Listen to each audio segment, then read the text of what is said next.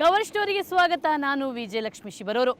ನಾನಿವತ್ತು ನಿಮಗೊಂದು ವಿಚಿತ್ರ ಕಳ್ಳತನದ ಭಾರಿ ಭ್ರಷ್ಟಾಚಾರದ ಮಹಾಮೋಸದ ಕಥೆಯೊಂದನ್ನು ಹೇಳ್ತೀನಿ. ಅದು ಅಂಥಿಂಥ ಮೋಸ ಅಲ್ಲ, ಅದು ಲಜ್ಜೆಗೆಟ್ಟ ಜನಪ್ರತಿನಿಧಿಗಳು, ಭ್ರಷ್ಟ ಅಧಿಕಾರಿಗಳು ಲಂಚದಾಸೆಗೆ ಖಾಸಗಿ ಕಂಪನಿಯವರ ಜೊತೆ ಸೇರಿಕೊಂಡು ಲಕ್ಷಾಂತರ ರೈತರ ಬದುಕಿನಲ್ಲಿ ಚೆಲ್ಲಾಟ ಆಡುವಂಥ ನೀಚ ಕೃತ್ಯದ ಕತೆ. ಕನ್ನಡದ ಕಾಮಧೇನು ಅಂತ ಕರೆಸಲ್ಪಡುವಂಥ ಕಬಿನಿ ನೀರನ್ನ ಕದ್ದು ಮುಚ್ಚಿ ಖಾಸಗಿ ವಿದ್ಯುತ್ ಕಂಪನಿಗೆ ಕೊಟ್ಟು ಕನ್ನಡದ ಮಣ್ಣಿನ ಮಕ್ಕಳ ಅನ್ನಕ್ಕೆ ಕನ್ನ ಹಾಕ್ತಿರುವ ಖದೀಮರ ಕತೆ ಹೇಳ್ತೀನಿ ಇವತ್ತಿನ ಕವರ್ ಸ್ಟೋರಿಯಲ್ಲಿ.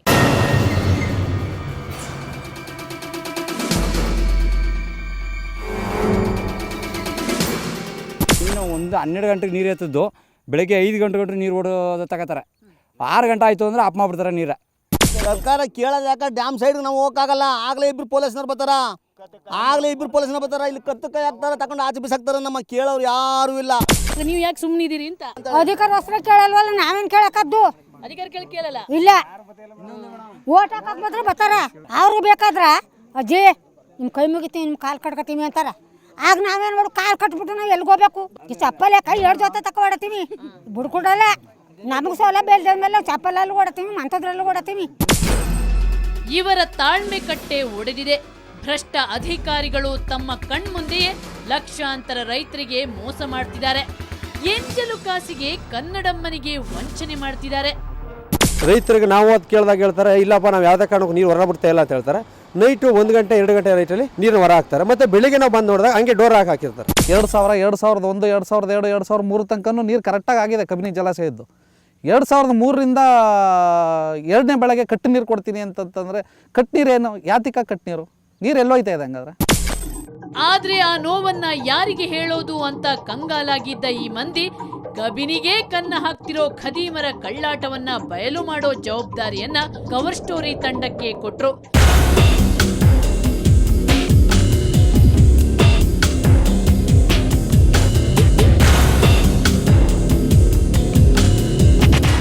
ರೈತರ ಸವಾಲೇನು ದೊಡ್ಡದು, ಆದರೆ ಅದನ್ನ ಉತ್ಸಾಹದಿಂದಲೇ ಸ್ವೀಕರಿಸಿದ ನಾವು ಮೈಸೂರು ಜಿಲ್ಲೆಯ HD ಕೋಟೆಯ ಬೀಚನಹಳ್ಳಿಯಲ್ಲಿರೋ ಕಬಿನಿ ಡ್ಯಾಂಗೆ ಲಗ್ಗೆ ಇಟ್ಟೇ ಬಿಟ್ವಿ.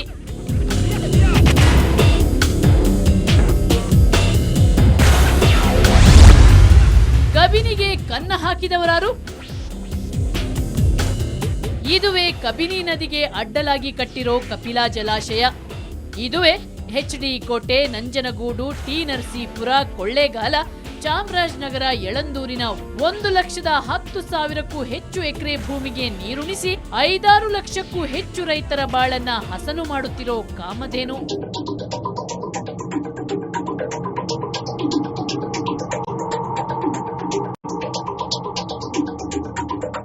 ಈ ಕಾಮಧೇನು ರಾಜಧಾನಿ ಬೆಂಗಳೂರು ಮಂದಿಯ ಬಾಯಾರಿಕೆಯನ್ನು ನೀಗಿಸುತ್ತಿದೆ. ಇಂಥ ಕಾಮಧೇನಿಗೆ ಕನ್ನ ಹಾಕಿ ತಮಿಳುನಾಡಿಗೆ ಕದ್ದು ಮುಚ್ಚಿ ನೀರು ಹರಿಸಿ ನಮ್ಮ ರೈತರ ಬಾಳಿಗೆ ಕೊಳ್ಳಿ ಇಡ್ತಿದ್ದಾರೆ ನಮ್ಮ ನೀರಾವರಿ ಇಲಾಖೆಯ ಭ್ರಷ್ಟ ಅಧಿಕಾರಿಗಳು, ಜನಪ್ರತಿನಿಧಿಗಳು ಮತ್ತು ಒಂದು ಖಾಸಗಿ ಕಂಪನಿ.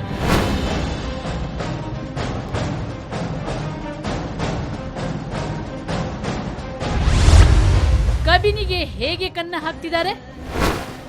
ಕಪಿಲಾ ಜಲಾಶಯದ ಬುಡದಲ್ಲಿ ಸುಭಾಷ್ ಪವರ್ ಕಾರ್ಪೊರೇಷನ್ ಅನ್ನೋ ಜಲವಿದ್ಯುತ್ ಉತ್ಪಾದನಾ ಘಟಕ ಇದೆ. ಇದೇ ಕಂಪನಿಯೇ ಕಬಿನಿಗೆ ಕನ್ನ ಹಾಕ್ತಿರೋದು. ಅದು ಹೇಗೆ ಗೊತ್ತಾ? ಸರ್ಕಾರಿ ನಿಯಮದ ಪ್ರಕಾರ ಸುಭಾಷ್ ಪವರ್ ಕಾರ್ಪೊರೇಷನ್ ಮಳೆಗಾಲದಲ್ಲಿ ಕಬಿನಿ ನದಿ ಹರಿದಾಗ ಮಾತ್ರ ವಿದ್ಯುತ್ ಉತ್ಪಾದಿಸಬೇಕು. ಆದರೆ ಈ ನಿಯಮವನ್ನ ಕಂಪನಿ ಸ್ಪಷ್ಟವಾಗಿ ಉಲ್ಲಂಘಿಸುತ್ತಿದೆ.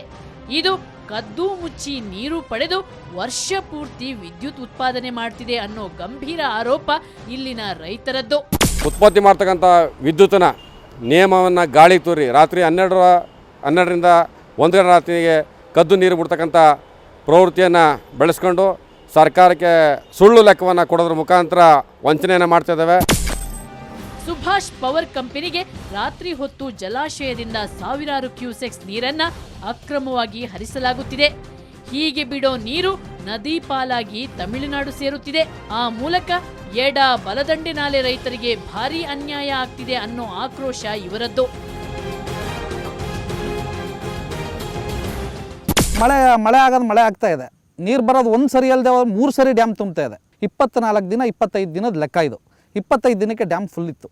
ಇವಾಗ 25 ದಿನಕ್ಕೆ ಅಲ್ಲಿ ಡ್ಯಾಮಲ್ಲಿ 10 ಅಡಿ ಹೋಗಿದೆ, ಇಲ್ಲಿ 30 ಅಡಿ ನೀರು, 30ರಿಂದ 40 ಅಡಿ ನೀರು ಹೋಗಿದೆ. ಇನ್ನೊಂದು ತಿಂಗಳು ನಮ್ಮ ಬಲದಂಡೆನ ರೈತರಿಗೆ ಇನ್ನೂ 1 ತಿಂಗಳು ನೀರನ್ನ ಹರಿಸ್ಬೇಕು.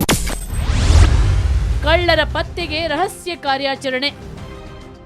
ಕಬಿನಿಗೆ ಕನ್ನ ಹಾಕುವುದನ್ನ ರೈತರು ಕಣ್ಣಾರೆ ಕಂಡಿದ್ದಾರೆ.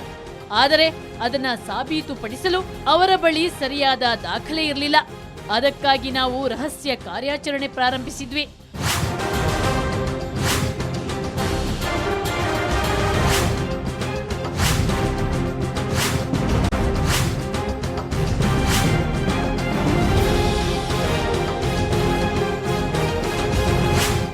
ಮೊದಲು ನಾವು ವೇಷ ಮರೆಸಿ ಹೊರಟಿದ್ದು ಕಪಿಲಾ ಅಣೆಕಟ್ಟು ಮೇಲೆ. ಇಡೀ ಅಣೆಕಟ್ಟು ಸುತ್ತಿದ ನಮ್ಗೆ ಒಬ್ಬನೇ ಒಬ್ಬ ಸಿಬ್ಬಂದಿ ಸಿಕ್ರು.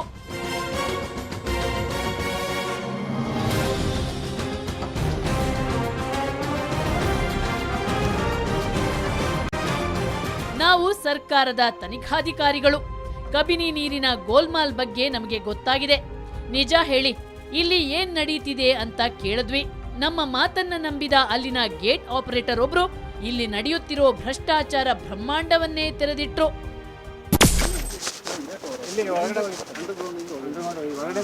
ಡೈರೆಕ್ಟ್ ನೀರಿಗೆ ಅಲ್ಲಿ ಗಂಟೆ ಇರ್ತವೆ ಅವ್ರಿಗೆ.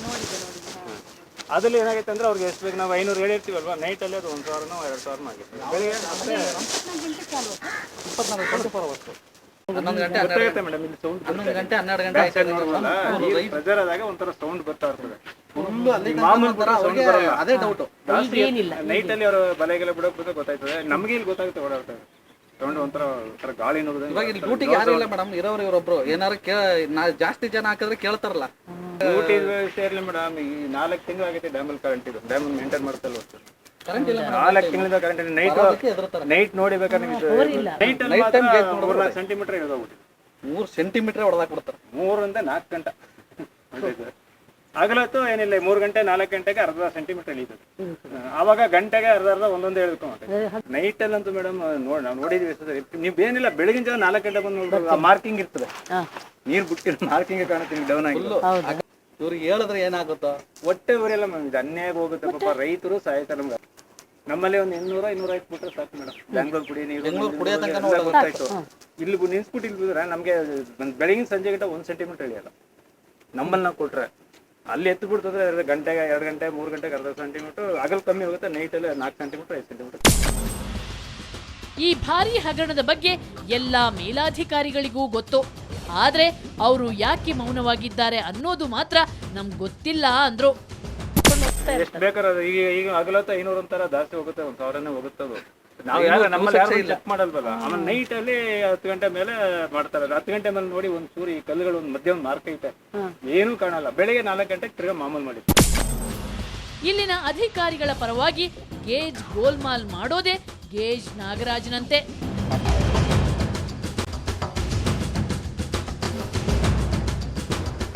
ನಮ್ಮಲ್ಲಿ ಅದೇ ಗೇಜ್ ನಾಗರಾಜ್ ಅಂತ ಒಬ್ರು ಇದ್ರು, ಅವನು ಡಿ ಗ್ರೂಪ್ನವನೇ. ಅವನೇ ಎಲ್ಲ ಗೌರ್ಮೆಂಟ್ ಕೊಡೋದು ಈ ಅಡ್ಜಸ್ಟ್ ಮಾಡೋದು ಎಲ್ಲ ಕೇಳಿ ಲೆಕ್ಕಗಳು ಮೇಡಮ್. ಅವರು ಕೊಯಮತ್ತೂರಲ್ಲಿ ಇದ್ಕೊಂಡು ಫೋನಲ್ಲಿ ತಗೊಳ್ತಾರೆ ಮೇಡಮ್. ಗೌರ್ಮೆಂಟ್ಗೆಲ್ಲ ಹೋಗಿರ್ತಾರೆ. ಕೇರಳದಲ್ಲಿ ಅವರು ಹೆಂಗಸರು ಇರ್ತಾರೆ, ಕೇರಳಕ್ಕೆ ಹೋಗ್ಬಿಟ್ಟು ಕೇರಳದಂತ ತಗೋತಾರೆ, ಮಾರ್ಲಕ್ಕ ಅಲ್ಲಿ ಕಡೆ ಗೇಜ್ ಕೊಡ್ತಾರೆ. ಈಗ ಗೇಜ್ ಬರೋದ್ಮೇಲೆ ಈಗ ಮಿನಿಸ್ಟರ್ ಲೆವೆಲ್ ಅವನೇ ಕೊಡೋದು ಮೇಡಮ್, ನಮ್ಮ ಆಫೀಸರ್ ಕೊಡೋದೇ ಇಲ್ಲ. ಎಲ್ಲರಿಗೂ ಅವನೇ ಕೊಟ್ಟು ಅಡ್ಜಸ್ಟ್ ಮಾಡೋದು. ಈ ಗೌರ್ಮೆಂಟ್ಗೆ ನಮ್ಮ ಮಿನಿಸ್ಟರ್ ಕೊಡಬೇಕು, ಅವ್ರಿಗೆ ಕೊಡಬೇಕು, ಅವಾಗೆಲ್ಲ ಅವ್ನು ಹೆಂಗ್ ಕೊಡ್ತಾನೆ ಅದೇ. ಇಲ್ಲಿನ ಭ್ರಷ್ಟ ವ್ಯವಸ್ಥೆಯನ್ನ ನೋಡಿದಾಗ ನಮಗನಿಸಿದ್ದು ಏನು ಗೊತ್ತಾ? ಈ ಜಲಾಶಯ ರೈತರಿಗಾಗಿ ಅಲ್ಲ, ಇದು ಇರೋದು ಖಾಸಗಿ ಕಂಪನಿಗಳ ಅನುಕೂಲಕ್ಕೆ ಅಂತ. ಡ್ಯಾಮ್ ಮೇಲೆ ಹೋದಾಗ ನಾವೊಂದು ದೃಶ್ಯ ಕಂಡೆವು. ಆ ದೃಶ್ಯ ಕಂಡಾಗ ನಮಗೆ ಅಚ್ಚರಿ ಮೇಲೆ ಅಚ್ಚರಿ ಆಯಿತು. ದುಡ್ಡಿಗಾಗಿ ಹೀಗೂ ಮಾಡ್ತಾರಾ ಅಂತ ನಮ್ಗನ್ಸಿತು. ನೀರು ನೋಡಿ, ಇವತ್ತಿದ್ದು ನೀರು ಇನ್ನೊಂದು ಬೆಳಗ್ಗೆ ನಾಳೆ ನೋಡಿ 10 ಅಡಿ ದೂರ ಮುಂದೆ ಹೋಗಿರುತ್ತೆ.